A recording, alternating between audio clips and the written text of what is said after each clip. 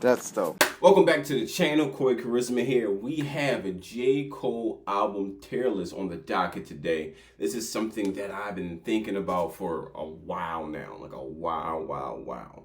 Disclaimer. This is only studio albums. We'll do a separate video on mixtapes. So that means the warm-up, that means the come-up, that means Friday Night Lights, the Truly Yours EP, all those things will be in a mixtape category. This one, we're only doing the album, studio album. So, disclaimer, if you know, you know, let's get into it. Now, the first album we were doing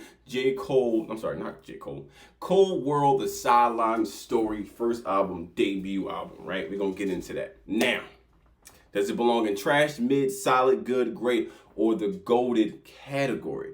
Now, it was a debut album, right? I was one of the people who bought two of the albums when it came out. It was amazing. It was 2010 or 2011. It was an amazing time. It was a great time. Debut album, J. Cole. Now, in retrospect, I would say it wasn't the greatest debut album out of all of his peers. Obviously, I think the best debut album came from probably, maybe, it's not Kendrick Lamar, because Good Kid, Mad City wasn't his debut album. I think Section 80 was, so it doesn't count. And Drake's Thank Me Later wasn't that great. I think all debut albums was kind of meh, to be honest. It came out in 2011. Let's look at the track list, right? Because I gotta remind myself, right? On there, we got Dollar and Dream 3, Lights Please, amazing. Sideline Story, a quintessential J. Cole track. We have Mr. Nice Watch, which is a horrible Jay-Z feature. It's probably, to this day, is still relegated. Mr. Nice Watch is still relegated to the worst J. Cole song and a horrible Jay-Z feature. Mr. Nice Watch is not a thing. It's not nice at all. Cold World is amazing. In the Morning with Drake, banger, amazing. Lost One was amazing when it came out. It was dope. Nobody's Perfect with Missy Elliott was amazing. God's Gift was dope. Breakdown. Workout was a single. That's amazing. Who That was the original single. Amazing line. You know, I will put this probably in the solid category. It's just solid. And the reason why I say solid is a lot of these songs that's on the album was songs from his mixtape. Lights Please was on Friday Night Lights, I think, or was just out already. Mrs. Nice Watch is not a good look whatsoever. Cold World is dope. In the Morning was a dope feature. Lost Ones was dope. Nobody's Perfect. I think this album just has a lot of skippables, to be honest. A lot of skippables, especially in retrospect. I will put Cold World, The Sideline Story, in the solid category. It's solid. I'm just gonna say solid. It's just a solid album. Solid album. The next album will be the Born Sinner album. Now this is where things get pretty interesting. Right? Came out 2013. 2 years later, he's a bit more refined now in his rapping, in his rap persona and whatnot. This is kind of like peak rap persona for J. Cole. The track list, we have Illuminati, amazing opening track. I think it samples. Is it a Biggie song that I think it samples? It's some Biggie song that he samples. I'm pretty sure. But amazing opening track. And this album is interesting. This is 2013. We're like far removed in this time from doing skits and whatnot. But he had some skits on here that was pretty dope and whatnot. Land of the Snakes, awesome. Power Trip, probably one of J. Cole's best songs in his discography, period. So that is definitely a check in the box or whatnot. That is definitely a good look for him. More Money, Interlude. More Money, the interlude is amazing, but I also will give this a good look also because More Money was so good that people wanted this interlude to be like a full song, right? Trouble was okay. Runaway, one of my personal favorites. Runaway was amazing. She Knows was dope. Rich Niggas, also amazing song. Whereas Jermaine was a skit. Forbidden Fruit with Kendrick Lamar, dope. Chaining Day was amazing. Ain't That Some Shit interlude. Crooked Smile, amazing radio smash. Let Nas Down was amazing beat, amazing content. Even Nas replying and making a song, You Didn't Let Nas Down, amazing. Just for the fact that Nas responded, this is dope. Born Sinner was amazing. Miss America was crazy. What else we got? New York Times with 50 Cent and Boss, kind of not memorable for me.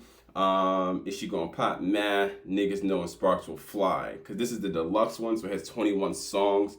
But Born Sinner is definitely on the upper echelon category of J. Cole's discography. I'm going to put Born Sinner in the...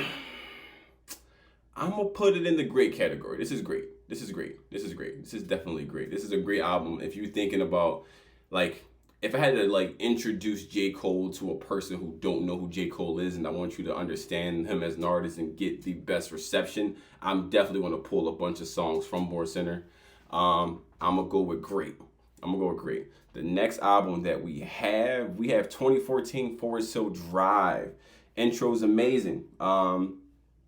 We have January 28th, probably a quintessential J. Cole song, amazing. Wet Dreams, crazy. 03 Adolescence, I love it. Tale of Two Cities, amazing. Fire Squad was a single when it came out. Amazing song. Sancho Pays, amazing. Get on My Dick, age.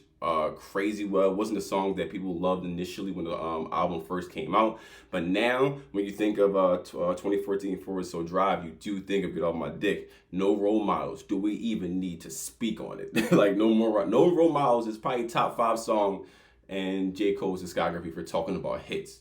If you're talking about hits, most definitely No Role Models. Hello's amazing. Apparently, Love Yours, amazing track, and Note to Self. Do we really have to talk about it? Do we really have to go to it? We don't have to talk about it. We don't. I don't think we have to talk about it whatsoever. Sorry, I had to take a drink. I'm sorry. 2014 Forest Hill Drive is definitely going in the GOATed category. This is probably his best work to date. Now we got For Your Eyes Only. Okay. This is where it gets interesting. Me being a longtime J. Cole fan, when this album came out, it wasn't received well, period. I don't think so. But it was definitely tearing the J. Cole fan base into two, or whether you loved it or you didn't love it, right? Now, in retrospect, this is what I think. For Your Eyes Only is an amazing album. It's a dope album. The only issue is that it came after 2014 Forest Hill Drive. If this album came before it, or it came after KOD, it would be received differently. It's the fact that this album came in a short time span too, because 2014 Forest Hill Drive came out in Q4 of 2014. It came out, I think, in December or something like that. It basically kind of saved 2014 the year in the sense of rap music. It came out very, very, very, very late. And this came out in 2016, I think, early on. So it wasn't that big space or big piece of time between both of these albums, right? People were still digesting 2014 Forest Hill Drive. People were still riding that high. And this was kind of like a complete shift, right? Look at the track list. For Whom the Bell Tolls, Immortal, Deja Vu, Ville Mentality, She's Mine Part 1, Change, Neighbors, which is a standout. Neighbors is definitely a standout. Folding Clothes, amazing. She's Mine Part 2. And then we got For Your Eyes Only, a self-titled track, which also holds maybe one of J. Cole's best verses in his whole discography, being honest. I will put For Your Eyes Only in... I think if I did this list when it first came out, I would probably put it in the mid category, but looking at how it aged, I'm definitely going to put this in the good category. This is definitely good. Now we're going to get to, we're looking at KOD, right? KOD 2018, right? This is coming off the backlash of For Your Eyes Only, right? We got the intro track, we got the self-titled track KOD, we got Photograph, The Cutoff, ATM, Motivate, Kevin's Heart, amazing song. Kevin Hart's definitely a standout. Brackets, Once an Addict, Friends, Windows Pane, and 1985. Now, out of all these albums, KOD is definitely on a more condensed list. There's only 12 songs. I feel like he wanted to go a more concise. I think For Your Eyes Only wasn't that long either, so that's actually scratch that. It wasn't that long. KOD, this is definitely, in my opinion, one of his weaker albums in his discography, right? Like, there's no song on here, honestly, that besides maybe Kevin's Heart, if I'm in the mood, where I would recommend or spin the block or go back to, right? I just feel like this was kind of a weak point for J. Cole. I feel like he was trying to make a concept album, and it didn't go that well. I'm not going to say it's trash because it's not trash. I think an artist operating at that level cannot make a trash album. I'm just going to say it's mid. We're going to go with mid. Mid. It's definitely a mid album. Now we have the off season, right? 2021, the off season. Now we have opening track 95 South. Now opening tracks for albums are definitely important. Born Cinder had a really good one. This had a really good one. And I think for us, Four Guys Only didn't really have a great one. And Sideline Story really didn't have a great one, right? Forest Hill Drive, it was more of an interlude. So the first track on 2014 Forest Hill Drive, I think was an interlude. I'm pretty sure. Let me double check. Yeah, it was an intro, so it wasn't really an intro track. It kind of just set the tone for the album. But if we're going to use a second song like January 28th as opening track, definitely a banger, right? But let's continue to look at the off season. Opening track 95 South, amazing. Mary, My Life, standout. Even the Marys are kind of a standout too. Applying Pressure, dope. Punching the Clock, dope. 100 Mil is dope. Pride is a Devil, definitely a standout track on this album. Let Go My Hand, dope. Interlude was dope. Climb Back. Actually, I'm not. It's 12 songs and they all dope. They all dope. I'm sorry, it got me choking and whatnot. All 12 songs on this album is great. Everyone is dope. Especially the run between that little couple song run of Applying Pressure, Punching the Clock, 100 Mil, and Pride is a Devil. That 4-song run, even though My Life, 3 to 7, that run, kind of crazy on the album. Pretty freaking dope. If we're talking about song runs on albums, 3, 4, 5, 6, 7 on the off season is definitely dope. Standout, Pride is a Devil, My Life, and The Mary. I will put this in J. Cole's discography. I'm not going to say it's goated, but I'm going to say it's great. I'm going to say it's great. If it was a tier between great and goated, I feel like the offseason would be there. But I'm going to put it at great because it's not goated. Goated is, or that top tier, I feel like it's relegated for your best work, period. I feel like it's relegated for your magnum opus. I feel like it's relegated for the pieces of work that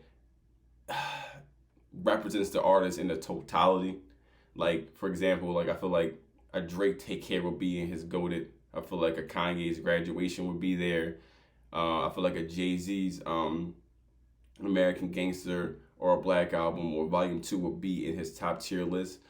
The off season is amazing, but I don't think it's goated. I feel like it's really great. I feel like it's better than Born Center. We just don't have a category to put it in between great and goated. But the fall off is dope. So just a recap, we got KOD at mid, we got Sideline Story at solid, we have For Your Eyes Only at good, we had at great, we have Born Center and the off season, and at goated we have 2014 Forest Hill Drive. Now, let me know what you think of the tier list. Did I miss anything? Do you have any takes or why something should be higher or lower on the tier list? But don't forget to like, comment, and subscribe for more videos like this. And I will see you guys in the next video. Peace. That's dope.